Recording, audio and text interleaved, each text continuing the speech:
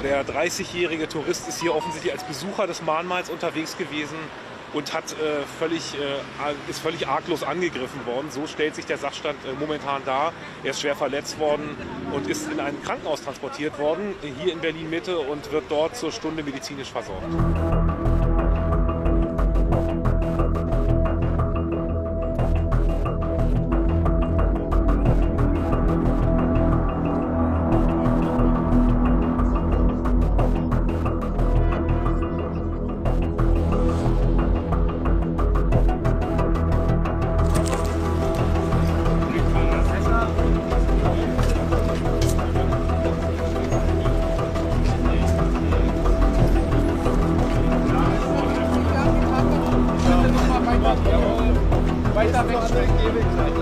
Okay, einmal die Sachen zusammenpacken, einmal auf der anderen Straßenseite.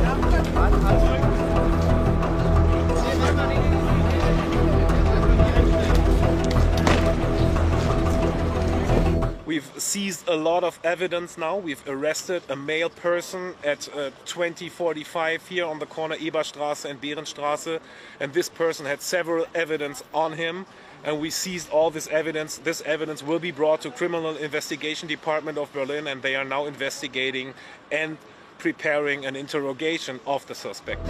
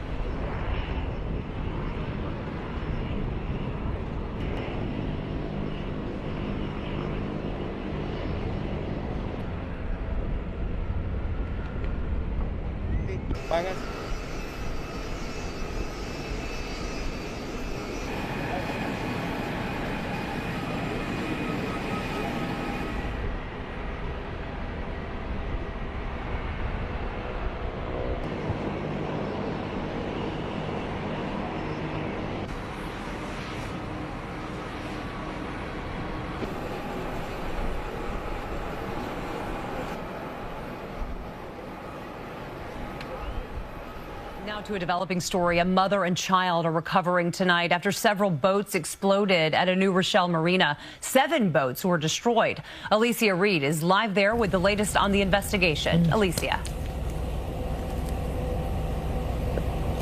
Jessica, that woman and child were taken to Jacobi Hospital where they were treated for smoke inhalation. Officials believe they were on one of those boats. That fire broke out just before 1 o'clock this morning, and within minutes, 5 boats were ablaze. The boats at the Imperial Yacht Club are stacked pretty closely, about 2 to 3 feet from each other. And while on fire, the fire chief says boats started drifting, destroying the tie lines.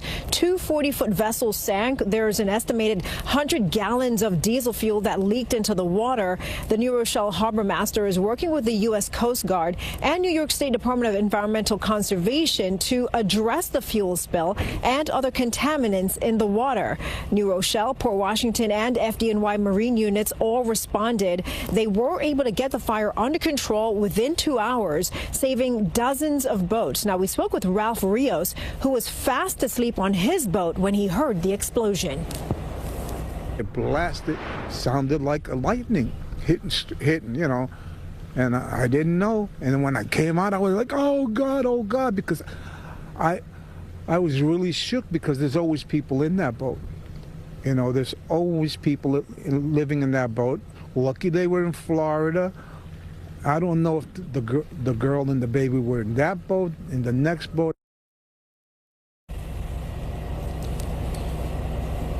Boats are still being salvaged from the water. The cause of the fire is under investigation. Live in New Rochelle. Russia is a terrorist state. Russia is a terrorist state. Russia is a terrorist state.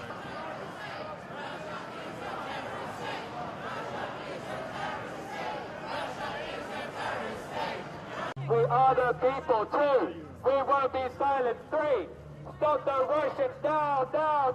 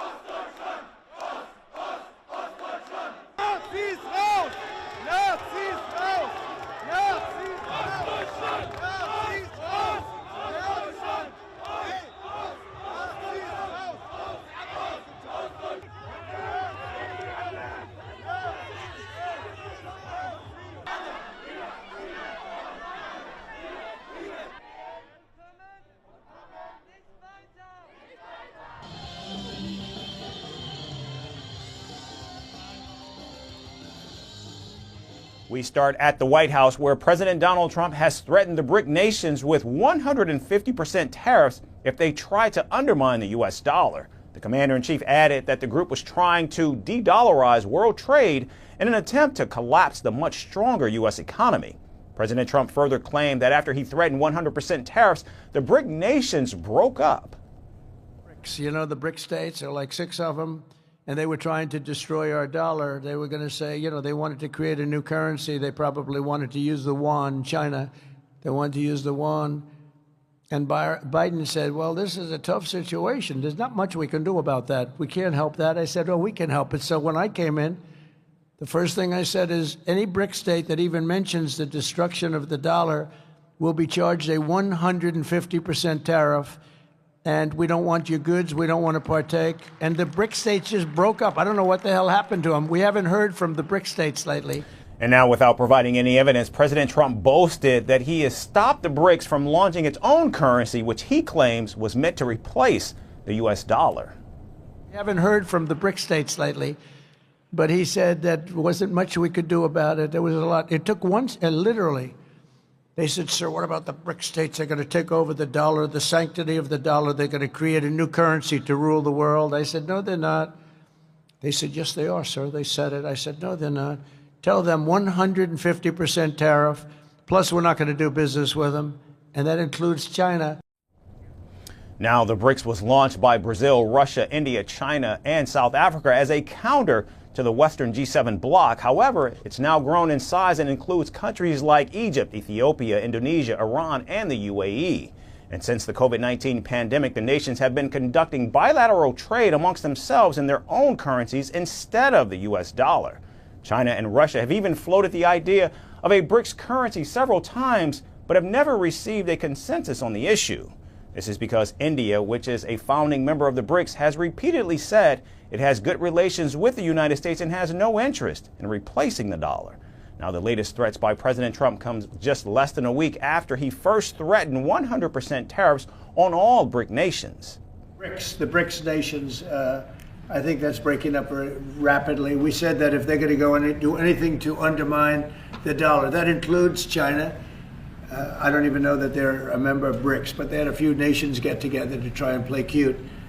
And I said, we're going to put 100% tariff on every one of those nations. And at the mere thought of saying that, I think that's all broken up. That idea has no longer sailed. Now, that would be a terrible thing for our country. It would be bad for the world. They wanted to undermine the dollar. 6 nations got together. They wanted to undermine the dollar. Now, only Brazil has in fact threatened to hit the United States with retaliatory tariffs. However, if BRIC nations do in fact retaliate President Trump's threats, it could lead to a severe trade war between the United States on one side and Russia, India, China, Brazil, and the UAE, which is about 40% of the global GDP, on the other side. So we're going to sign a deal to get security because we have to do that. We're spending our treasure. They're spending their blood. They are. And they're very brave in every way you can imagine. But we are spending our treasure on a country that's very, very far away. We're signing an agreement, hopefully in the next fairly short period of time, that will assure us that we'll get $400 or $500 billion back. I'm sitting right over there. I tell you, he was so good. I looked at him. I said, I got to have him here. I got to have him. He was a great governor. He's involved with a little thing called energy. He's got the Department of Interior, and Chris Wright has the Department of Energy. So Chris has no energy, and Doug has all of the energy. Chris has more interior, but he doesn't have. So I merged them. So now you have an energy guy, and you have the guy with all the energy, and you're going to drill, baby, drill, aren't you, huh? Drill, baby, drill. And Catherine, stand up. His wife is incredible. She is such an incredible woman. Incredible woman. You got very lucky, Doug. It's good to be successful, isn't it, Doug? She's an incredible woman. He's an incredible. Overnight, President Trump firing the nation's top military leadership in an unprecedented purge. Trump ousting General C.Q. Brown as chairman of the Joint Chiefs of Staff, removing the 4-star fighter pilot as America's top military leader, and firing multiple other senior leaders, including Lisa Franchetti, the first woman to serve as the Navy's top admiral, the number 2 ranking general in the Air Force, and 3 other senior officers. Brown was nominated by Trump in his first term, which made him the first black chief of staff for the Air Force, but has come under fire as Trump aims to rid the military of leaders who support diversity and equity, as Brown and some of the others who were fired had done. Defense Secretary Pete Hegseth once called Brown a DEI hire. Well, first of all, you got to fire you got to fire the chairman of Joint Chiefs. Brown telling our chief global affairs correspondent Martha Raddatz last year he wants to be judged by his abilities. I want to be judged based on my own accomplishments, based on my merits, and given an opportunity. That's all I've asked for throughout my, growing up. That's what I've asked for throughout my Air Force career. And hopefully, I'm sitting in this chair as the chairman of the Joint Chiefs not because I'm African American, because I'm a quality officer. Trump nominating as his replacement Dan Kane, a retired 3-star Air Force general who has never served in a 4-star position. The shakeup comes as the Pentagon prepares to lay off 5,400 civilian workers starting next week, in the first wave of firings that could total tens of thousands of workers, as the Pentagon aims to cut 5 to 8% of its civilian workforce. Layoffs also hitting the Federal Aviation Administration. More than 100 probationary employees have been terminated, including team members that produce air traffic navigation maps, multiple sources tell ABC. While Trump insists the cuts are making the government more efficient, angry Americans across the country, from Georgia to Kansas, are pushing back. We are all freaking pissed off about this. You're going to hear it and feel it. In a district near Atlanta, Republican Congressman Rich McCormick feeling the heat. The people would like to know what you, congressmen, and your fellow congressmen are going to do to rein in the megalomaniac in the White House. In Colby, Kansas, voters furious at Republican Congressman Tracy Mann. Is there anything that Trump and Eli could do that you would not support? I'm sure. Oh, tell me. All right, now to give us more perspective on this, we have joining us in this broadcast from Berlin, Dr. Sergei Semlini, who's a defense expert and also director at the European Resilience Initiative Center. He's joining us live in this broadcast. Now, Dr. Semlini, this is a statement by an individual who is slated to be, possibly the next Chancellor of Germany, who's saying that Germany's reliance on the United States of America to provide a nuclear cover for Europe perhaps is not as solid as what was earlier perceived, and therefore France and the United Kingdom need to step up. Is Europe looking at a possible restructuring of how its security would be conducted from here on? Yeah, hello, and thank you for having invited me today. Well, it's a tricky question. Theoretically, yes, both the United Kingdom and France have their nuclear weapons, and they have means of delivering warheads on the depths of intercontinental range. But both countries have never developed their weapons to be an umbrella for other countries. They have a very limited amount of warheads, and their nuclear doctrine does not foresee usage of these weapons to protect other non-nuclear members. Within the NATO, this role was always reserved for the United States, which has still much more nuclear warheads and means of their delivery. So if you look at the both nations, the UK and France, they only can rely for a strategic strike on their nuclear submarines. And they have only, if I'm not mistaken, only one nuclear submarine each, which can be at the same time in the sea and can launch these nukes. So in the situation of nuclear blackmailing by Russia, when Russia says, if you don't yield, we will strike you so massively, we will just wipe out your nation. Both nations, France and UK, cannot strike Russia on the scale that would eliminate the whole Russian territory. So in that deterrence situation, the level of threatening from Russia towards Europe and from Europe towards Russia is not equal. Russia has much more striking potential. So Russia would definitely try to use this and will at least try to convince France and the UK that if Russia, let me say, attacks Poland or Germany or other non-nuclear nations, then the nuclear nations France and the UK will not oppose. That's why the US nuclear shield was so much important for Europe and for NATO all the time, and still is important. Interesting. Now, looking at how things are shaping up within the United States, where under Donald Trump, the United States has been blowing hot and cold about its commitment towards the NATO military alliance.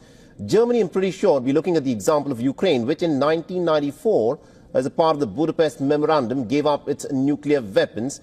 A carrot of a NATO alliance membership was dangled in front of it, and this is where Ukraine finds itself today. Do you think Germany, considering the manner in which things are unfolding in the geostrategy of Europe, would want to develop nuclear weapons of its own?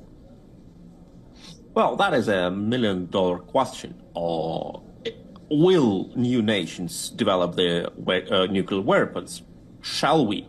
Are they allowed to do so? Because all these nations, they have signed the Non-Proliferation Treaty, and Germany in particular promised not to develop nuclear weapons.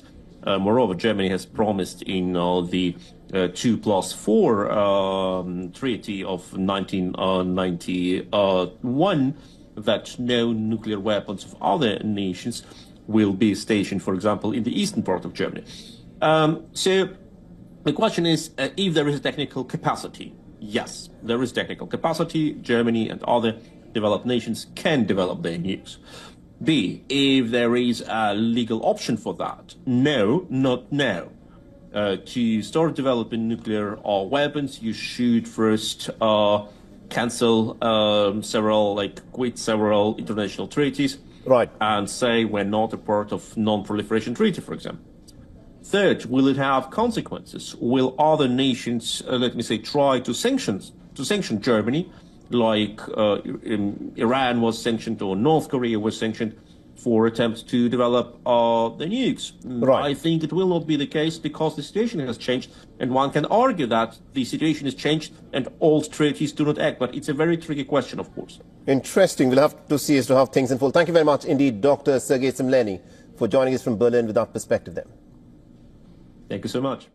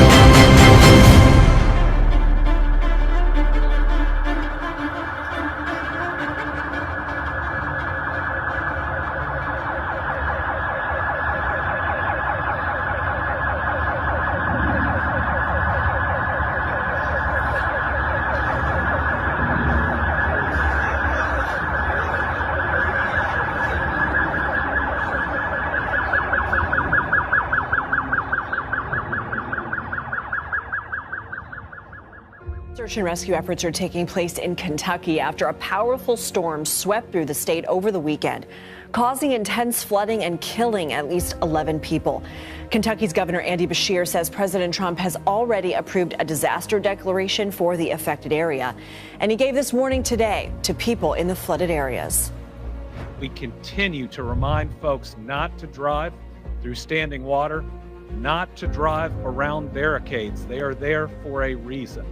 We need to make sure that we are not creating additional emergency situations so that all of our first responders can focus on those that we know are stranded and need help.